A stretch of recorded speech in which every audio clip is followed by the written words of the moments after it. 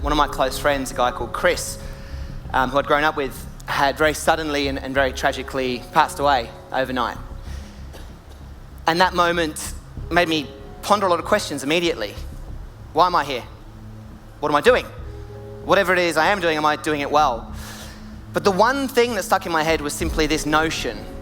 If Chris knew that he only had 24 years on earth, would he have lived the same way if given another chance? Would he have changed anything? Was he happy?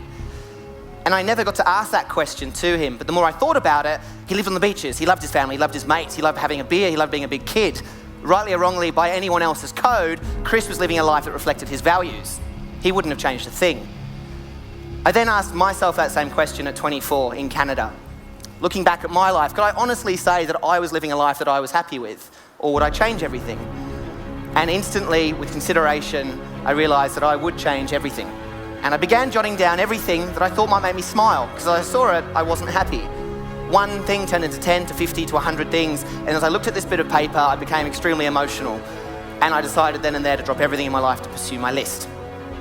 You're gonna judge me, and that's fine, but I flew straight to Las Vegas because I've always wanted to marry a stranger there.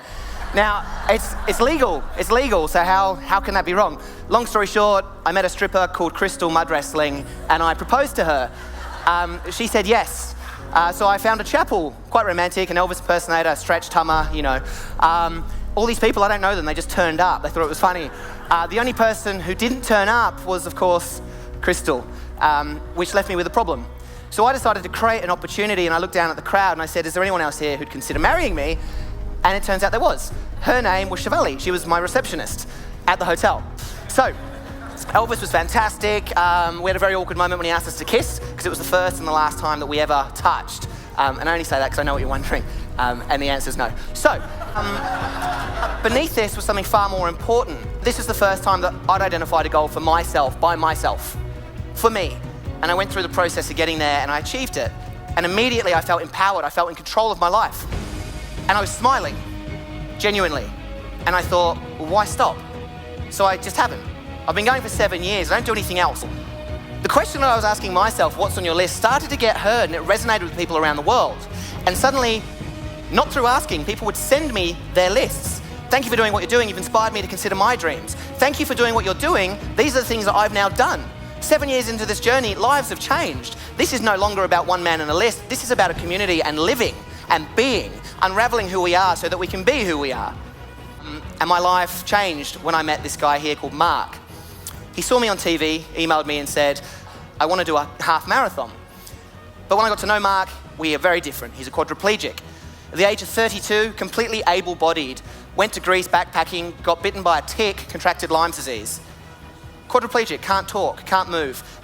And I looked at him and I said, okay, how? And he simply said, push me. Which is funny, but it's also quite deep. I'd never wanted to run that distance in my life. I think it's disgusting.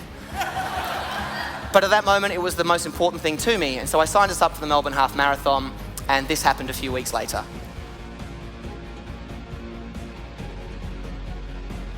Helping someone was the greatest thing I've ever done.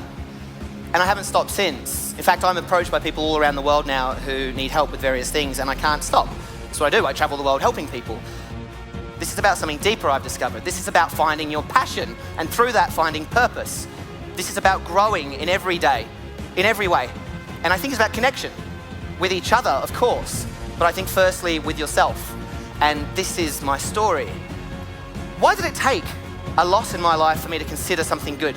And why do we hear that story all the time? Someone's diagnosed with an illness, let's call it cancer. Someone's involved in a car crash. And if they're lucky enough to survive, they're the ones that jump out of bed and climb a mountain or write a book or propose to a loved one or start a company or learn how to play ukulele. Why should it take a dark moment to consider a light moment? And I don't think it should. And when you have that goal, that meaningful goal, it could be something personal, could be something professional, it could be within the community. It could be something, we're all different. It's a relative concept, it's beautiful, we're all so different. It could be something that scares you or challenges you, it could be financial, experiential, it doesn't matter, it could be all of these things. The only thing of importance is that you know what it is for you. It's just a choice to pursue it. Life is about choices. You choose to be here, you choose not to be here. Because at the end of the day, we are entirely accountable for what we do. We're not bystanders, we're in the driving seat. And if this is right, the question therefore becomes, what's on your list?